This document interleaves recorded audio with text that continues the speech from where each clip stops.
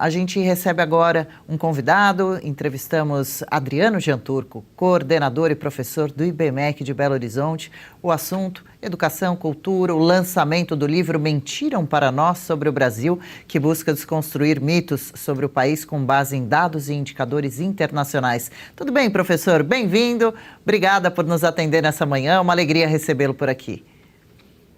Olá, bom dia a todos. Obrigado pelo convite. Imagina, vamos nessa primeira pergunta de Marina Helena. Professor Janturco, um prazer tê-lo aqui conosco. Eu queria que você falasse rapidinho para a gente sobre o livro, né? O que esperar desse livro. E eu já aproveito para trazer um dos temas que me chamou a atenção, que você traz diversos dados interessantes. E um deles é que o Brasil é um dos países mais digitais do mundo e é o país onde tem recorde de derrubada de conteúdo online.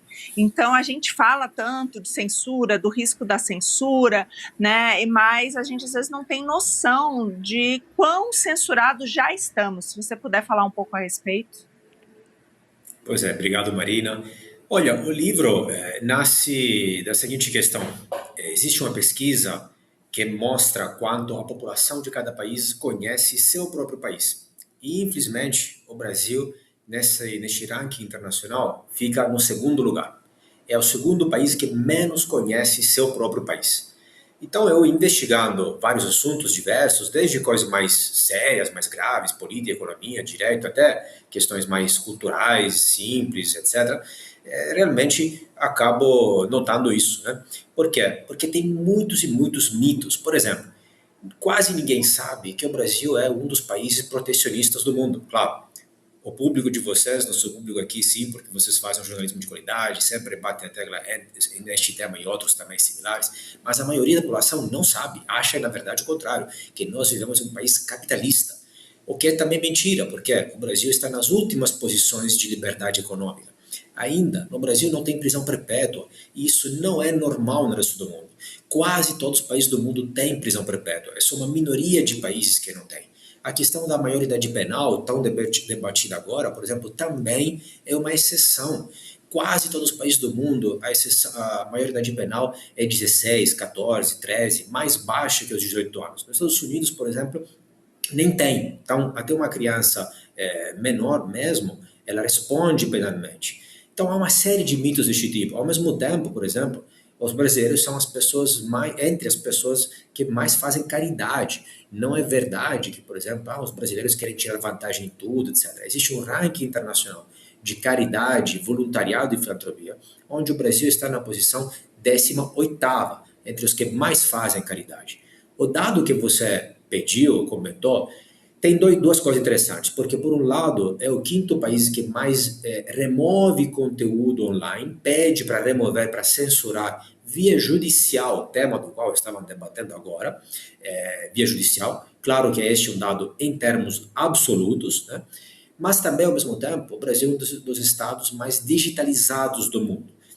As pessoas podem surpreender, mas, por exemplo, entre as Américas está na primeira posição, e está na quinta posição do mundo. E, na verdade, se você pensar no Pix, por exemplo, na plataforma gov.br, realmente o Estado brasileiro fornece estruturas muito digitalizadas. A população também. A população brasileira está entre as que mais estão online, os que mais passam tempo online, as que mais usam redes sociais e também as que mais acompanham influenciadores para tomar decisões de compra, de aquisições, etc.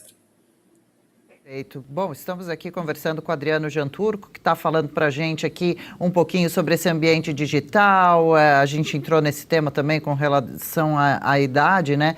Que a pessoa passa a responder por crimes, né? Ali em próprio nome. Também estamos comentando sobre o livro, que já a Adriana explica para a gente um pouco melhor o conteúdo, né? De quem comprar, quem tiver acesso, o que vai passar a entender, né? Mentiram para nós sobre o Brasil. Fala então um pouquinho, já que pusemos aí na tela, Janturco, sobre o livro, qual o conteúdo exatamente que ele faz, o que mentiram para nós, hein, que precisamos ficar por dentro?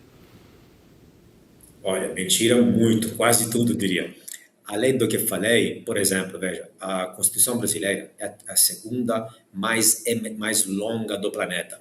Ao mesmo tempo, é a segunda mais emendada do planeta.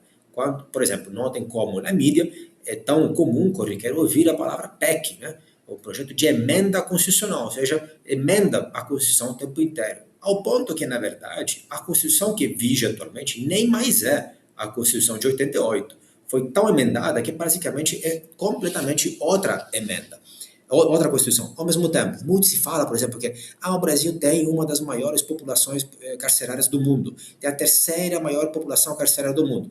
Olha, se você olhar números absolutos, isso é verdade. Só que como o Brasil é um país enorme, não faz sentido olhar os números absolutos. Você tem que olhar em proporção. Então, quando você vai olhar em proporção, está na posição 15ª.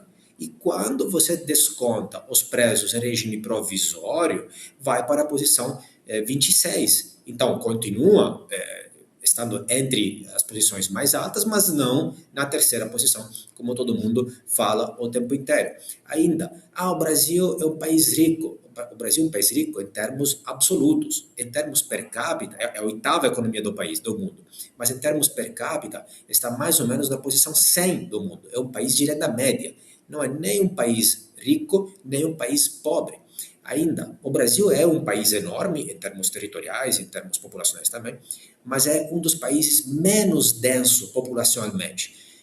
Está na posição 193 do mundo, entre os países menos densos. E a prova disso nós temos todos os dias. Quando você viaja pelo país, é muito grande, as distâncias são enormes, você tem horas e horas de nada, de mato, entre uma cidade e uma outra.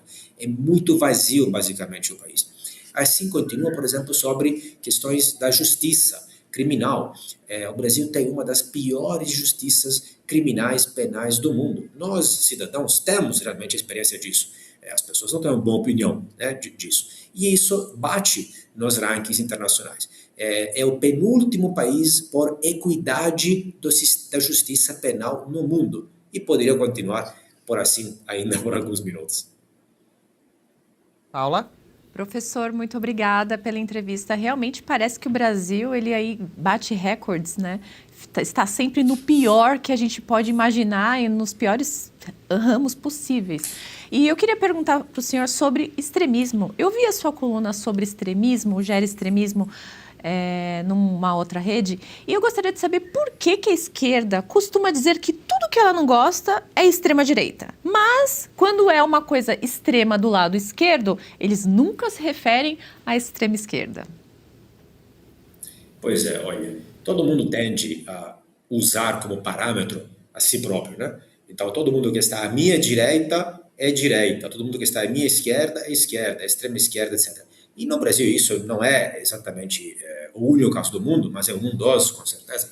Nós temos essa peculiaridade que a esquerda daqui já faz décadas, não é só agora, é uma esquerda extrema, extremista.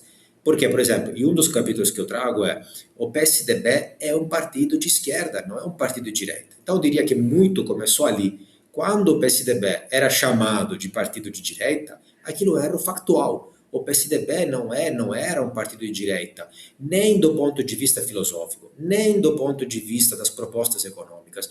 Zero, por nenhum ponto, nem segundo o próprio estatuto, nem segundo as propostas dos políticos. Ao ponto que se falava o quê? Que o PSDB era um partido de esquerda com eleitorado de direita.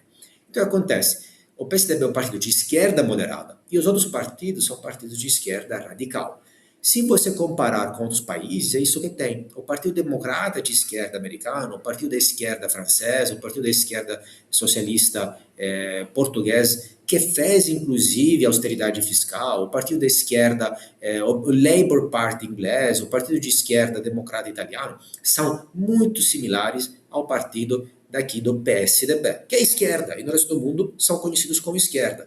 Só que aqui o que o PT fez? O PT taxou o PSDB de direita para se colocar ele como parâmetro mundial, o centro do mundo, etc. E conseguindo dominar bastante, mesmo se não completamente, o mundo das ideias, até pouco tempo atrás, agora temos vocês e outras grandes iniciativas de pessoas que quebram este monopólio, eles acabaram convencendo todos.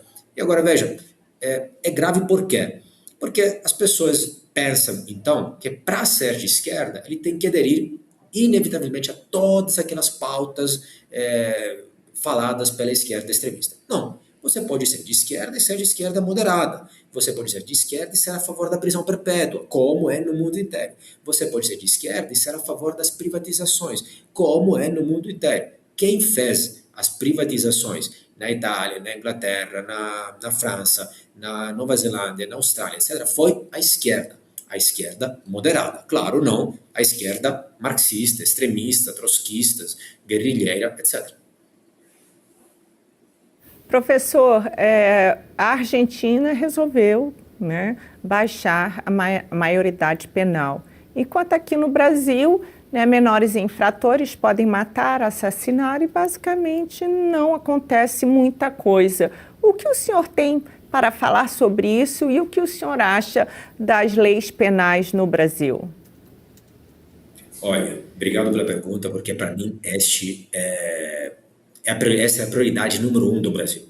É a questão mais grave. Eu sempre falo o seguinte, olha, cada país tem os seus problemas, mas o que não dá para tolerar realmente é um pai de família, uma mãe, uma pessoa de bem, um filho, sair de casa para ir para a escola, para trabalhar e ser morto, e ter o risco de ser morto, e todo mundo estar com este medo constante, muitas vezes por um carro, por uma moto, por um celular. Os latrocínios, eu escrevi também uma coluna recentemente sobre isso, são outra jabuticaba, né? Mas vamos lá, concretamente. Primeiro, a taxa de homicídio no Brasil. A taxa de homicídio no Brasil é a 16ª maior do mundo. Então não é uma mera percepção baseada no nada.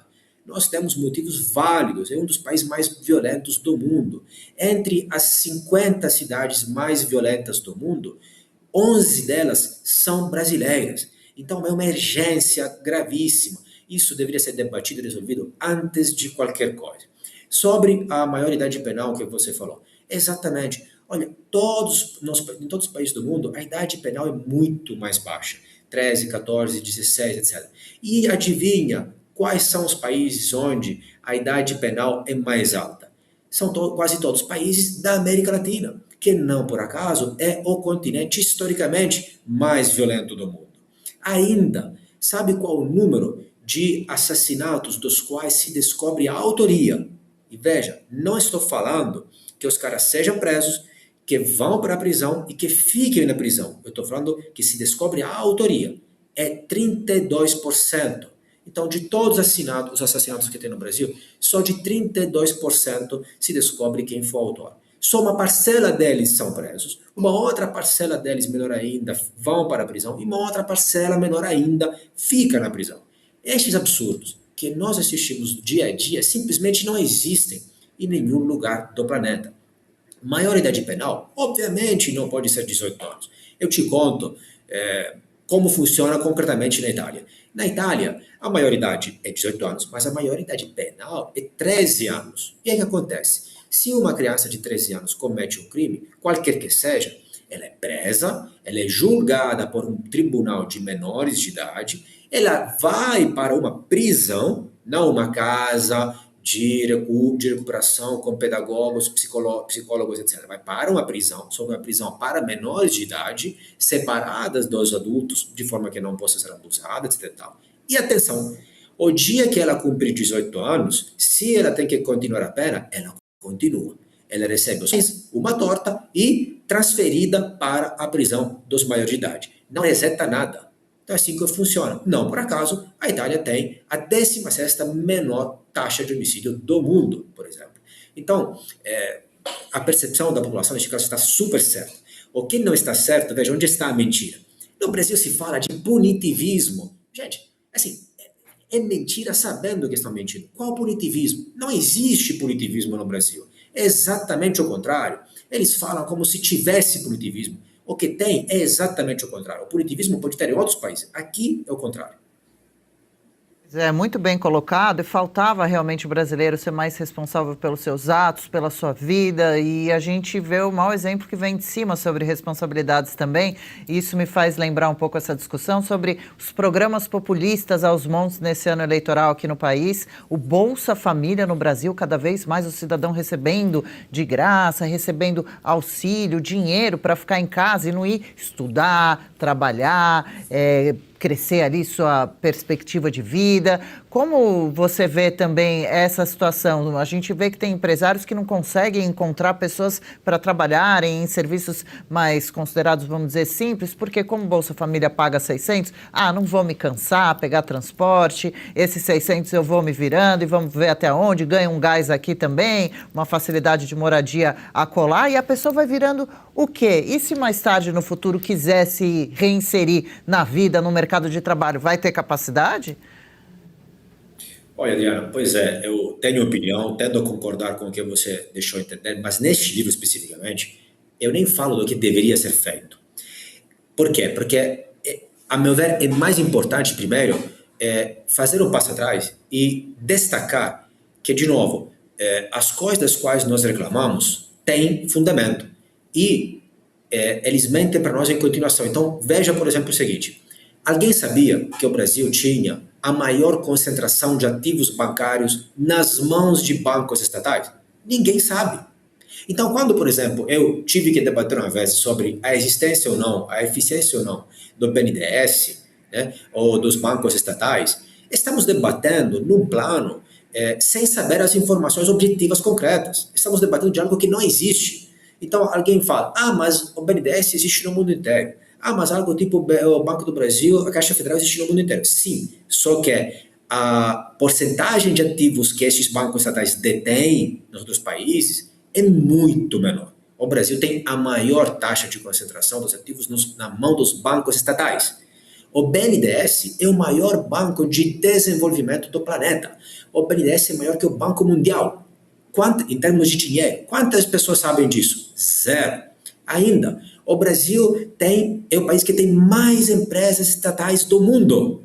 Então, veja, há um debate sobre tem que ter estatal, a Petrobras ou não, quantas tem que ter, etc. Mas o ponto é que a descrição, o diagnóstico está errado. Todo mundo está debatendo sem saber que o Brasil é o país com mais empresas estatais. Aqui ainda, nós não estamos no debate se temos que ter alguma empresa estatal ou não. A pergunta é, será que temos que ser o país com mais empresas estatais? Será que os dos países que têm metade das empresas estatais que nós temos, um terço, estão passando fome, passam fome por isso? Será que a Noruega... mas a Noruega o petróleo é estatal. Só que são muito menos as empresas estatais naqueles países. Então, infelizmente, o debate está totalmente falseado, porque parte de premissas erradas e de dados desconhecidos. Quando você compara, como eu tento fazer no livro, com um benchmark internacional, você faz o quê? Ok, vamos ver se a minha reclamação é exagerada. Vamos ver se a minha proposta faz sentido. E aí você se compara com o que tem no resto do mundo. E dessa forma, meu velho, você tem um diagnóstico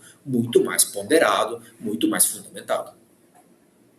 Professor, é importante saber os dados corretos para fazer a avaliação correta do que está acontecendo realmente no Brasil. Muitas pessoas não sabem, não têm noção desses dados. E, professor, o diretor da Quaest, eu vi recentemente numa entrevista dele, ele comentou que brasileiros agora veem nos programas sociais como obrigação do governo e não mais como uma benfeitoria. E isso pode não gerar tantos votos quanto eles desejam. Mas eu queria saber a opinião do senhor. Se você acredita que todos esses programas sociais que o governo lançou recentemente, o Gás do Povo, Pé de Meia, crédito para moto, todos esses programas, podem fazer diferença na eleição? Podem, com certeza.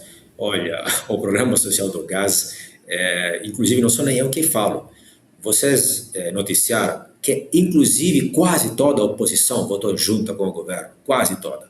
E eles mesmos declararam que por que votaram junto, mesmo alguns discordando no mérito, sabendo que o efeito agregado é negativo e vai pesar no bolso de todo mundo, eles mesmos falaram que votaram porque é ano eleitoral e porque não podem ficar de mal com o eleitorado. É ano eleitoral. Então, é explícito, né? Agora, o enésimo absurdo disso é o seguinte, que este programa deveria ser considerado completamente ilícito. Porque quando isso é feito, né, é uma forma essa aqui de legalização da corrupção. Porque quando um vereador e uma prefeitura qualquer faz isso informalmente, é chamado de compra-venda de voto. E é crime. Agora, como fizeram com força de lei, então não é mais crime. Isso é legalização da corrupção. Então, infelizmente, faz muita diferença, ao ponto que teve todo um esforço do governo para aprovar tudo isso. Se não tivesse feito toda essa diferença, ele não teria tido todo este interesse. Olha, deixa eu agradecer aqui a Adriano Gianturco. Mais uma vez a gente pode também colocar o livro dele na tela, Mentiram para Nós sobre o Brasil. Fica um convite para você que tem interesse em entender o país, cultura, economia, educação, ambiente digital, temas fundamentais para todos nós. Fica aqui essa recomendação, essa dica, ainda mais agora no Carnaval, nada como uma leiturinha, né, para quem gosta. Gianturco, obrigada pela participação, viu? Muito boa entrevista. Vem outras vezes, fica o convite desde já.